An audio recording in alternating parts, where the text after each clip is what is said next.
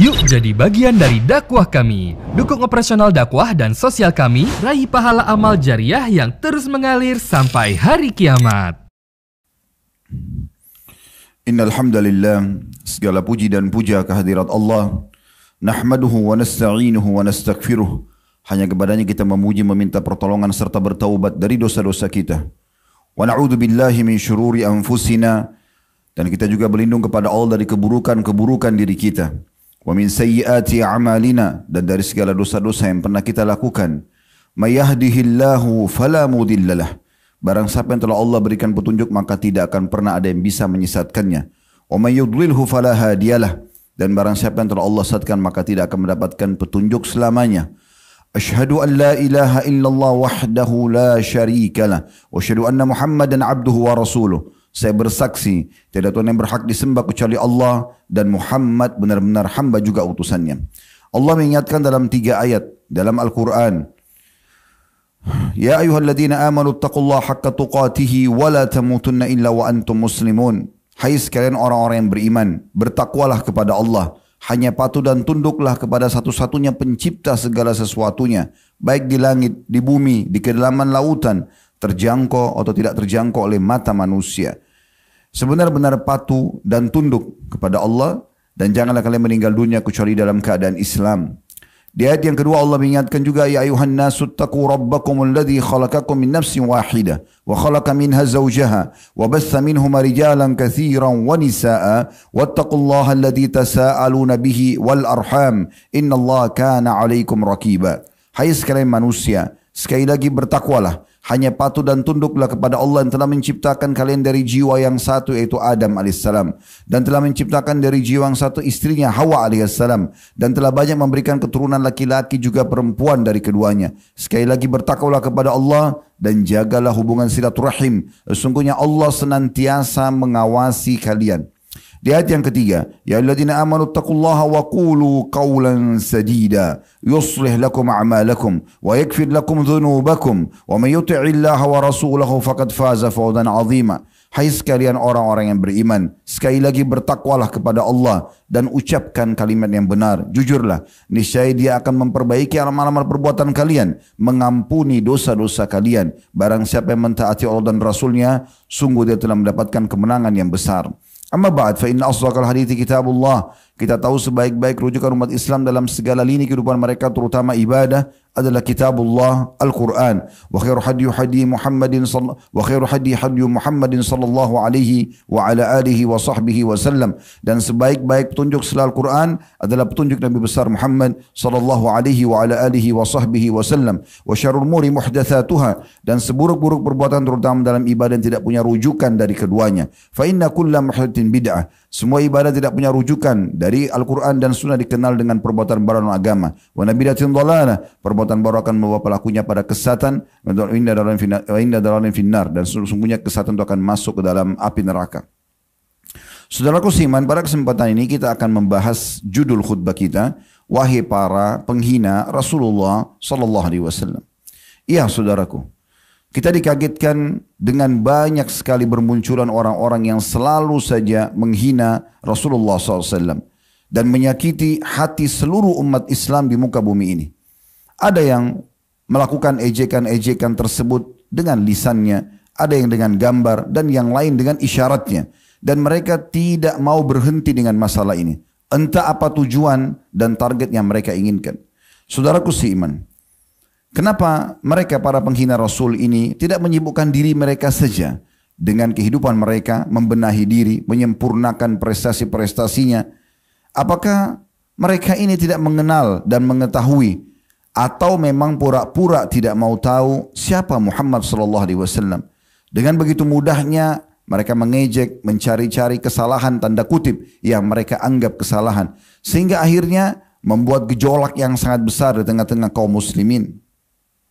Perlu mereka mengetahui bahwasanya selamanya Nabi kita Muhammad SAW akan abadi menjadi panutan, idola, dan juga utusan Allah serta pemimpin seluruh manusia. Sementara miras, minuman keras adalah sesuatu yang haram dalam agama Islam, bahkan masuk dalam kategori dosa besar. Wahai para penghina Rasul, ketahuilah dan camkanlah baik-baik kalau Rasul Muhammad SAW lebih kami cintai dari diri kami, istri-istri kami, anak-anak kami, seluruh kerabat kami, kedua orang tua kami, bahkan seluruh apapun yang kami miliki. Dia adalah orang yang akan kami curahkan seluruh energi kami, potensi kami, apapun yang kami miliki untuk membelahnya. Dan kami akan sebutkan kisah dua orang sahabat yang sudah cukup mewakili bagaimana cinta umat Islam kepada Nabi besar Muhammad sallallahu alaihi wasallam. Kisah masyhur Sa'ad bin Rabi' radhiyallahu anhu.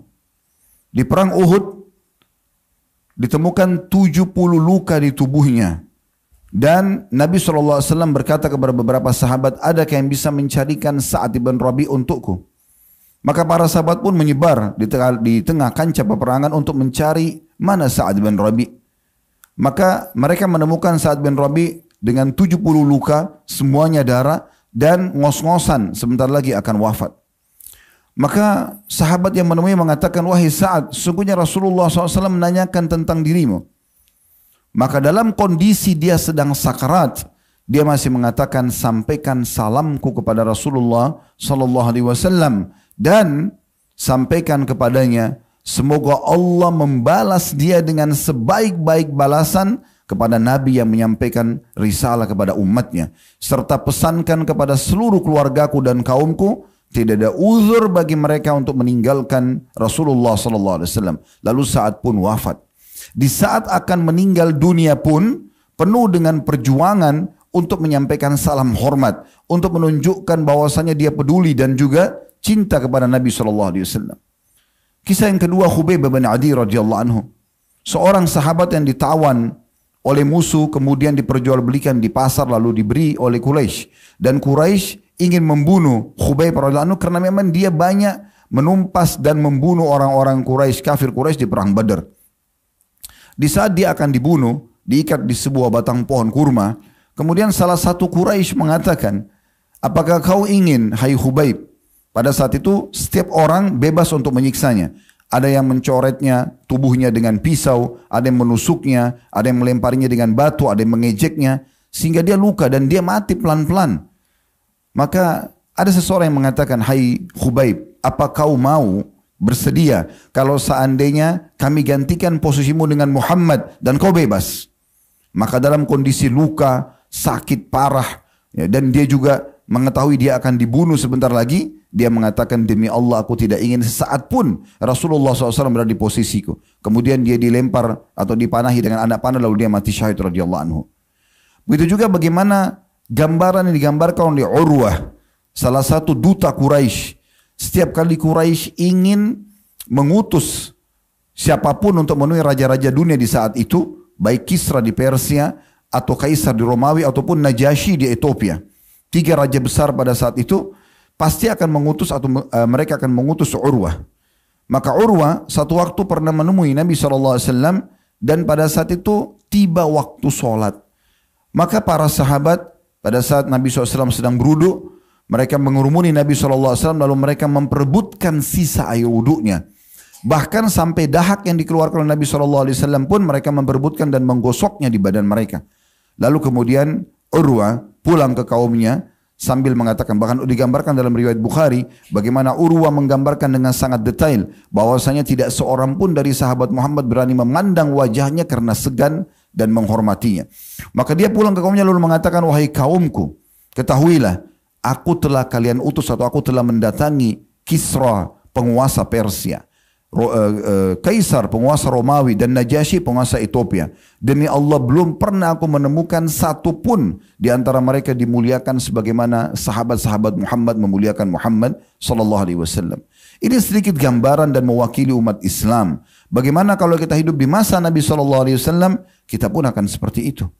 Kita akan terus membela Nabi sallallahu alaihi wasallam, bahkan mendahulukan diri beliau karena memang itu bagian daripada syariat. Di mana Nabi SAW menyampaikan dan diperintahkan oleh Allah, sesungguhnya tidak akan sempurna iman seseorang antara kalian sampai dia mencintaiku melebihi dirinya, keluarganya, bahkan seluruh manusia di muka bumi ini. Ya, itu prinsip dasar kami. Wahai para penghina Rasulullah sallallahu alaihi wasallam, belum hilang bekas luka kami karena karikatur yang dibuat di Prancis dan akhirnya melahirkan kecaman yang sangat besar dari seluruh umat Islam di muka bumi ini, termasuk pemboikotan produk-produk Prancis di negara-negara Islam.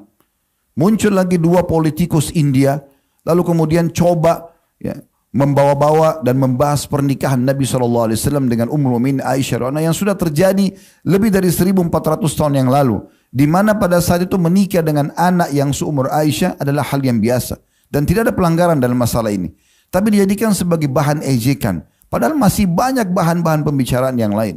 Lalu kemudian terjadi kecaman besar-besaran yang sampai hari ini masih berjalan kecaman tersebut, dan umumnya di negara Timur Tengah terjadi pemboikotan besar-besaran terhadap produk India. Bahkan banyak muslim-muslim, pengusaha muslim mengeluarkan dan membakar produk-produk India yang ada di supermarket mereka. Subhanallah, belum selesai luka kita tentang masalah itu. Di Indonesia yang mayoritas muslim, kita dikagetkan beberapa hari ini dengan adanya iklan gratis minum khamr, minuman keras atau miras asal namanya Muhammad. Kenapa harus Muhammad? Apakah kalian belum tahu makna Muhammad adalah orang yang mulia? Atau maknanya sendiri, Muhammad dan Ahmad adalah terpuji. Dan belum pernah ada orang yang bernama seperti Muhammad SAW sebelum beliau. Beliau adalah utusan Allah Subhanahu wa Ta'ala. Kenapa harus orang ini? Dan uniknya tersebar di media banyak sekali cuplikan-cuplikan orang yang berbangga-bangga sambil mabuk di tempat tersebut, lalu kemudian memperlihatkan kalau mereka berdoa sambil mabuk, seakan-akan mengolok-olok masalah ini. Belum lagi memang ada orang yang dianggap namanya Muhammad dipanggil-panggil dan seterusnya. Ini sesuatu yang sangat aneh. Baik orang yang pemilik tempat tersebut yang alhamdulillah sudah datang hukuman, ya walaupun ini masih pembukaan hukuman kalau kami melihat dari Allah Subhanahu wa Ta'ala dengan diangkatnya izin dengan alasan tentu belum melengkapi izin-izinnya, juga kalau terus saja berlanjut akan datang hukuman yang jauh lebih besar. Demikian pula dengan orang yang kalau betul yang sedang mabuk itu bernama Muhammad, ini betul-betul seorang muslim yang sangat bodoh yang menghina nabinya Muhammad SAW. Kenapa harus berbangga mendapatkan sebotol khamr, minuman keras gratis dengan membawakan nama mulia Muhammad SAW? Muhammad lebih pantas di masjid, di majelis-majelis, di tempat-tempat yang mulia. Wahai para penghina Rasulullah, andai saja kalian belum tahu siapa Muhammad SAW, maka kami menceritakan kepada kalian. Dia adalah utusan Allah Subhanahu wa Ta'ala, pencipta alam semesta ini. Dari populasi 7,5 miliar manusia di muka bumi ini, ada 6 miliar orang-orang yang meyakini tentang Allah. Ada orang Islam, ada Yahudi dan Nasrani, terlepas daripada keyakinan mereka yang lainnya, tapi mereka meyakini ada Tuhan Allah. Mayoritas manusia meyakini Allah Subhanahu wa Ta'ala. Yang sisanya meyakini patung dan seterusnya, atau orang-orang ateis yang tidak meyakini ada Tuhan. Jadi mayoritas orang meyakini tentang adanya Tuhan Allah. Dan Allah mengutus Nabi Muhammad SAW kepada seluruh manusia. Bagaimana Allah menggambarkan dalam Al-Quran tentang masalah ini? A'udzu billahi minasyaitonir rajim, dalam surah Al-Fatih surah nomor 48 ayat 29, Muhammadur Rasulullah, Muhammad adalah utusan Allah. Dan juga dalam surah Al-Ahzab surah nomor 33 ayat 40 Allah mengingatkan, A'udzu billahi minasyaitonir rajim, ma kana Muhammadun aba ahadin min rijalikum walakin Rasulullahi wa khataman nabiyyin wa kana Allah bikulli syai'in alima. Sesungguhnya Muhammad bukanlah ayah seseorang di antara kalian, tapi dia adalah utusan Allah dan penutup para nabi. Sesungguhnya Allah mengetahui segala sesuatunya. Dan ayat surah Al-Ahzab ini turun disebabkan karena orang-orang Yahudi menghardik pernikahan Nabi SAW dengan Zainab yang merupakan mantan istri anak angkat Nabi SAW. Dan ini karena memang akan keluar sebuah hukum kalau memang Nabi Muhammad SAW atau seseorang boleh menikahi kalau mantan istri anak angkatnya. Karena ini bukan anak kandungnya. Kalau anak mantu artinya dari anak kandung, maka tidak mungkin bisa dinikahi kalau sudah cerai dengan anak kita. Tapi kalau anak angkat tidak ada hubungannya sama sekali. Maka Allah turunkan ayat ini. Dan Allah Subhanahu wa Ta'ala dengan hikmahnya mewafatkan 3 anak laki-laki Nabi SAW, Qasim, Abdullah dan juga Ibrahim alaihimussalatu wassalam, karena memang Allah Subhanahu wa Ta'ala menginginkan agar Rasulnya Muhammad SAW bukan menjadi ayah siapapun yang maksudnya dinisbatkan kepadanya, sehingga memang dengan hikmah Allah Subhanahu wa Ta'ala Allah muliakan nabinya Muhammad sallallahu alaihi wasallam. Kalau kalian bertanya tentang akhlaknya, Allah juga sang pencipta langit dan bumi telah berfirman dalam surah Al-Qalam, surah nomor 68 ayat 4, wa innaka la'ala khuluqin azim. Dipuji langsung oleh sang pencipta, sesungguhnya hai Muhammad kau memiliki akhlak yang sangat mulia. Tidak pernah kami temukan salah satu istrinya, anak-anaknya, sahabat-sahabatnya, bahkan seluruh umatnya yang berakal, tentu yang bukan ahli maksiat atau jauh dari akal sehatnya, yang mengejek ataupun menyalahkannya. Bahkan Ummul Mukminin Aisyah radhiyallahu anha dalam hadis Bukhari Muslim menyebutkan waktu ditanya, "Kaifa kana khuluqun Nabi sallallahu alaihi wasallam?" Bagaimana akhlaknya Nabi? Karena yang paling mengenal seorang laki-laki adalah istrinya. Maka istrinya, tetangga bantalnya akan selalu mengetahui mana baik buruknya orang ini. Maka dia hanya bisa menjawab mengatakan kana khuluquhul Quran. Ketahuilah akhlaknya Rasulullah SAW adalah Al-Quran. Dan tidak ada hubungannya, tidak ada kekurangan sama sekali.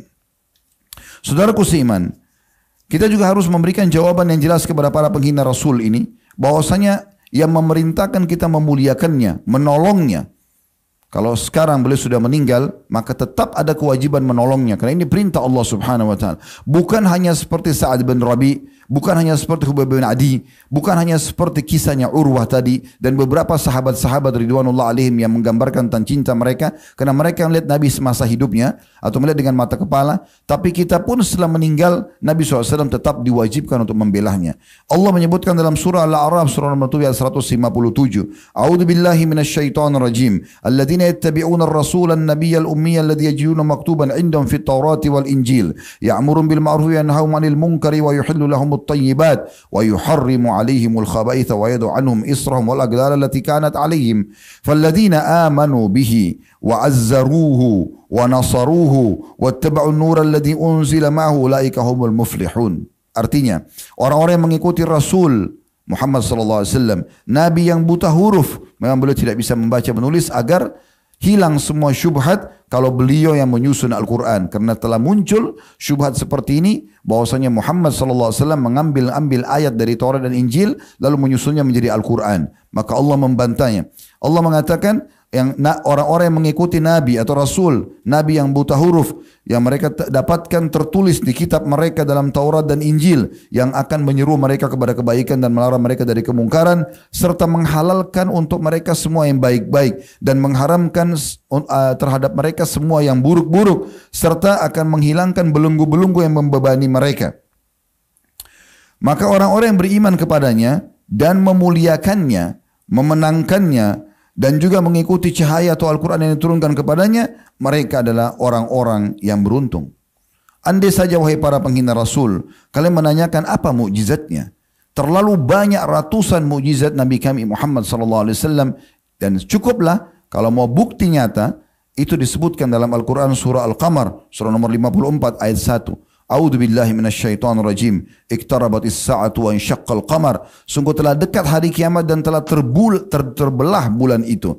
Disebutkan oleh sahabat yang mulia Abdullah bin Mas'ud radhiyallahu anhu, beliau mengatakan di dalam hadis Bukhari Muslim, kami menyaksikan bulan di Mekah terbelah dua bahagian. Sebelum hijrah Nabi SAW ke Madinah, sebelah bulan di sisi bukit atau gunung Abi Kubais dan sebelah lagi di gunung As-Suwaida. Walaupun orang-orang Quraisy pada saat itu mengatakan ini pasti sihir, tidak mungkin bulan bisa terbelah. Karena waktu itu mereka menantang Nabi SAW dengan niat untuk menghina Nabi. Mereka mengatakan, hai Muhammad, apa kau mau kami beriman? Kata Nabi SAW, iya.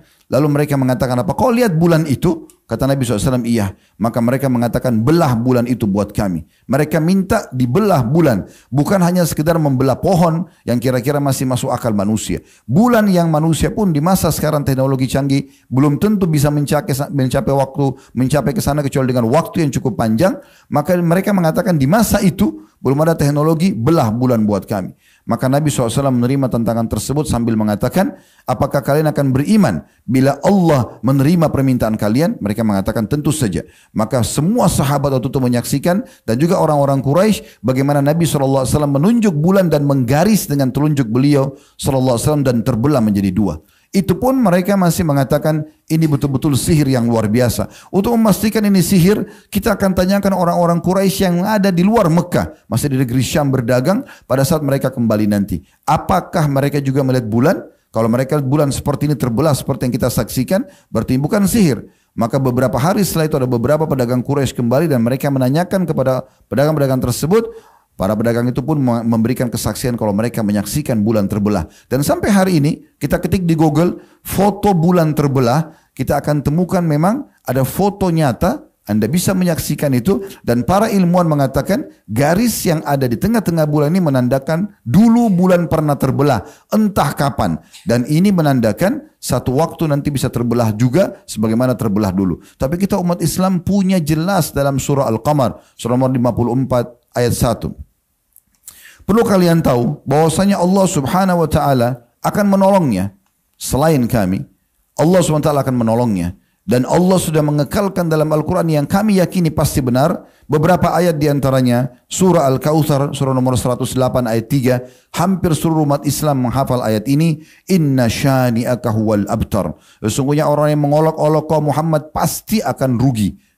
Juga dalam surah Al-Hijr disebutkan ayat 95. A'udzu billahi minasyaitonir rajim. Inna kafainakal mustahziin. Sesungguhnya kami pasti memelihara engkau wahai Muhammad dari kejahatan orang-orang yang mengolok-olokmu.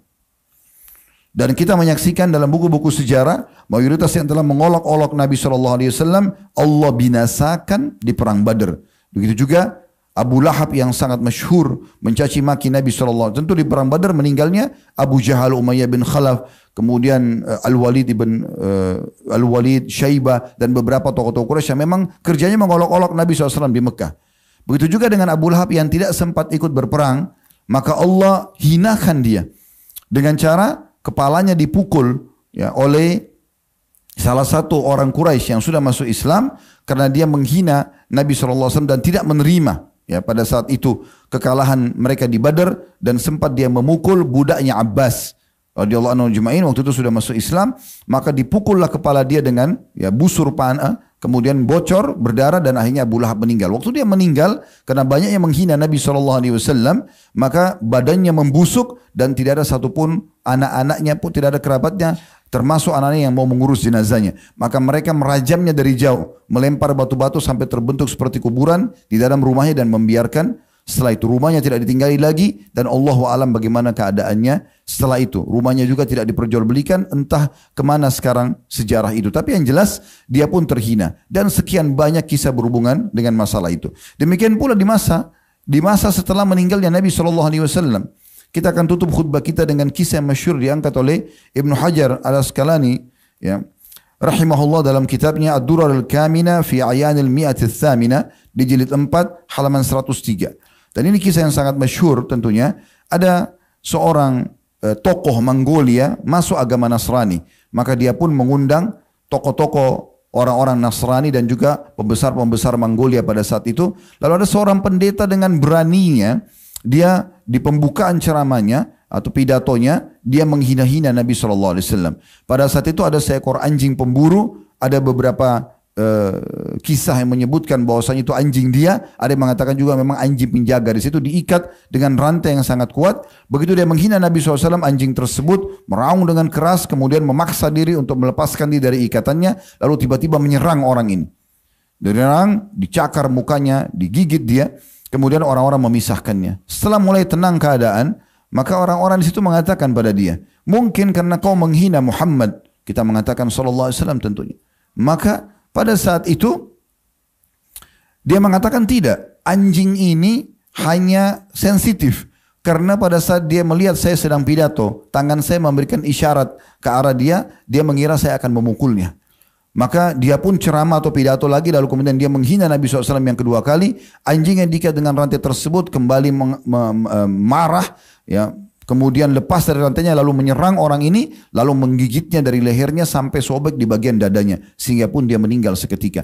Karena kejadian ini ada 40.000 dari tokoh-tokoh ya, orang-orang Mongolia yang masuk ke dalam agama Islam. Subhanallah, Allah menunjukkan kemahabesarannya. Dan begitu pula dengan kejadian-kejadian yang terjadi sekarang, begitu banyak umat Islam yang terus akan membela Nabi SAW, dan juga ada hikmah-hikmah yang terjadi, orang akan lebih banyak mempelajari Islam itu sendiri. Aku qouli hadza, saya sudah mengucapkan perkataan saya ini, wa astaghfirullah li wa lakum, dan istighfar, saya beristighfar kepada Allah, mengajak jemaah istighfar kepada Allah. Fastaghfiruhu innahu wal ghafurur rahim, beristighfarlah sungguh dia Maha Pengampun juga Maha Pengasih. Alhamdulillah, wassalatu wassalamu ala rasulillah. Segala puji dan puja kehadirat Allah subhanahu wa ta'ala, juga salawat dan taslim kepada Nabi besar Muhammad sallallahu alaihi wa ala alihi wa sahbihi wasallam.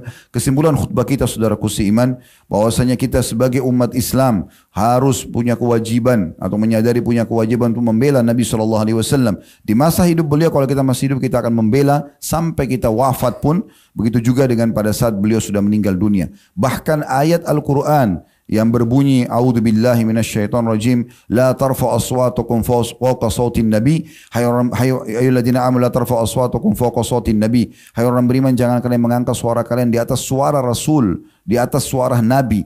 Kata para ulama tafsir, di masa hidup beliau saja kalau kita angkakan intonasi suara Nabi itu 6 misalnya, maka seluruh orang beriman tidak boleh lebih dari 6 itu. Harus lebih rendah dari suara Nabi SAW.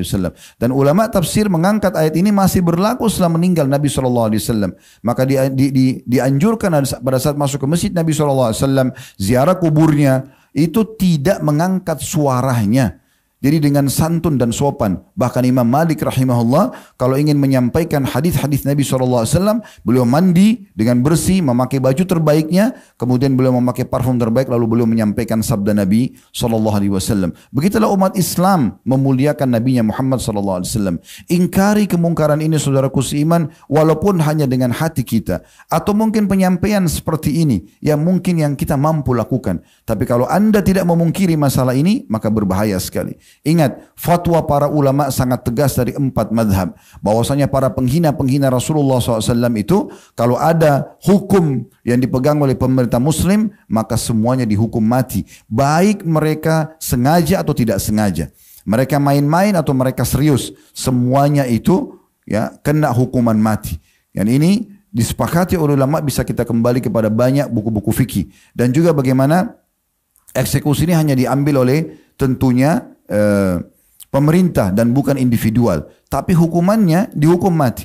Bahkan pendapat ulama mengatakan kalau dia seorang muslim dan dia sengaja mengolok-olok Nabi SAW, maka menjadi 3 pendapat ulama. Yang satu mengatakan hukumnya dihukum mati ya, dan tidak diminta tobatnya. Yang satu lagi mengatakan hukumannya dihukum mati walaupun dia sudah tobat ya. Jadi walaupun dia bertaubat pun tetap harus dihukum mati. Begitu beratnya kalau menghina Nabi SAW, walaupun cuma bercanda. Oleh karena itu teman-teman hati-hati. Contoh kecil tentang masalah jenggot, sunnah Nabi SAW. Anda kalau tidak mau berjenggot, jangan olok. Tidak berjenggot itu hak Anda. Tapi Anda olok-olok, ini berbahaya sekali. Sekarang banyak orang mencaci maki, menghina celana cingkrang, hanya karena tidak mau isbal. Karena Nabi SAW yang menyuruh itu. Banyak hadis beliau berhubungan dengan masalah itu. Ya. Maka jangan olok-olok kalau anda tidak mau lakukan. Dan sekian banyak contoh-contoh dari sunnah Nabi SAW. Dan hati-hati, kekufuran ada di depan mata kalau anda sengaja mengolok-oloknya. Sebagaimana kaum munafikin yang disebutkan dalam surah Al-Ahzab. Saudaraku siman, di hari Jumat adalah waktu yang mulia, di mana Allah Subhanahu Wa Taala memberikan kesempatan kita untuk bisa mengajukan doa kita dan diterima oleh Allah Subhanahu Wa Taala. Sekaligus juga saya mengingatkan hari ini adalah masuk 1 Zulhijjah, di mana hari ini adalah hari emas setiap muslim. Tidak ada amal apapun yang dikerjakan wajib atau sunnah di 10 awal Zulhijjah, dan hari ini kita tanggal 1 Zulhijjah, kecuali akan mengalahkan pahala jihad, kecuali seseorang yang keluar membawa jiwa dan hartanya dan tidak membawa sesuatu pun dari keduanya. Sebagaimana kata Nabi SAW, tidak ada hari-hari sepanjang tahun di mana setiap amal soleh paling Allah cinta dibandingkan dikerjakan di 10 awal bulan Zulhijjah. Maka para sahabat mengatakan, jihad pun ya Rasulullah. Kata Nabi SAW, jihad pun kecuali orang yang keluar membawa hartanya dan jiwanya, kemudian dia tidak membawa pulang keduanya. Oleh karena itu kita maksimalkan untuk ibadah kepada Allah Subhanahu Wa Taala, termasuk doa kita tentunya yang kita akan panjatkan. Alhamdulillahirabbil alamin. Kami memuji ya Allah sebagaimana layak kau dipuji sebagai pencipta, sampai engkau menerima puji-pujian kami ini, dan juga kami mengucapkan salam hormat kami kepada Nabi besar Muhammad SAW sebagaimana engkau telah perintahkan kami. Ya Allah, kami tidak berkumpul di masjid ini, di musolla ini, kecuali karena ingin mengerjakan apa yang telah engkau wajibkan kepada kami, yaitu salat Jumat. Maka terimalah ini dengan pahala yang sempurna, serta terimalah seluruh amal-amal soleh yang pernah kami kerjakan, yang sedang kami kerjakan, yang akan kami kerjakan sampai menjelang ajal datang nanti dengan pahala yang sempurna. sempurna.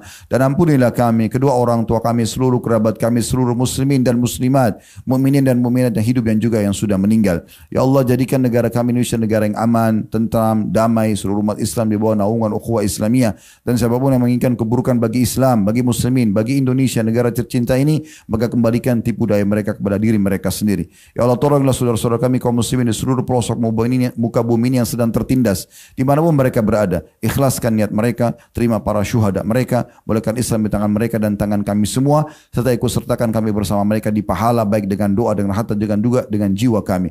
Dan ya Allah, berikanlah kami seluruh kebaikan di dunia, Rabbana atina fid dunya hasanah, dan berikanlah kami seluruh kebaikan di akhirat, wa fil akhirati hasanah, dan selamatkan kami dari api neraka, wa qina adzabannar, dan masukkanlah kami ke dalam surga bersama orang-orang yang patuh, wa adkhilnal jannata ma'al abrar, ya azizu ya ghaffar, wa izat yang maha mulia dan juga maha pengampun, ya rabbal alamin, Tuhan alam semesta. Wa sallallahu nabiyana Muhammadin walhamdulillahi rabbil alamin. Inna Allah ya'mur bil adli wal ihsani wa ita'i dzil qurba. Sesungguhnya Allah selalu menyuruh kita berbuat keadilan, kebaikan dan juga berbuat baik, menolong para sanak kerabat. Ya'idukum la'allakum tadhakkarun. Itu peringatan dari Allah, jadikan sebagai pegangan hidup kalian. Wadhkurullahal azim yadhkurkum. Ingat kepada Allah, Allah akan ingat kepada kalian. Washkuru ni'ma yazidkum. Syukuri nikmatnya, dia pasti akan tambah. Wala dzikrullahi akbar. Mengingat Allah adalah amal yang paling besar. Wa aqimis salat, dan dirikanlah salat.